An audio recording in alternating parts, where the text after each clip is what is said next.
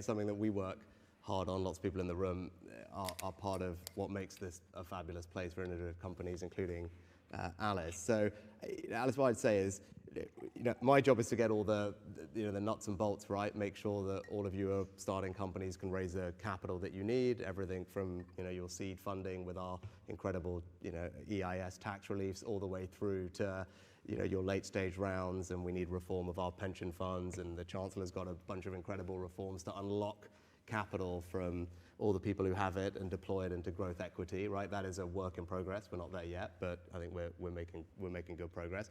We need talent, we need people, so that means an education system that prioritizes the things that matter, and you've seen my reforms. I go on about more maths, more maths, more maths, but I think that is important. But also attracting the best and the brightest here. If you look at our fastest growing companies in this country, and I think it's probably the same in the US, over half of them have a non-British founder, right? And so that tells you we've got to be a place that is open to the world's best and brightest entrepreneurial talent. So the visa regime that we've put in place, I think, does that, makes it easy for those people to come here.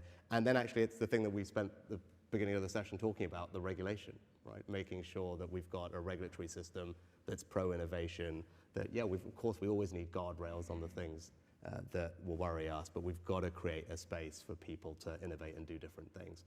Those are all my jobs. The thing that is tougher is the thing that Elon talked about, which is culture, right? It's how do you transpose that culture from places like Silicon Valley across the world, where people are unafraid to give up the security of a regular paycheck to go and start something and be comfortable with failure. You talked about that a lot. I think you talked about it more when you were playing games, right? But like, you've got to be comfortable failing and knowing that that's just part of the process. And that is a tricky cultural thing to do overnight, but it's an important part of, I think, creating that kind of environment. Yeah, if you don't succeed with your first startup, it shouldn't be sort of a catastrophic career-ending thing. It should be, well, good.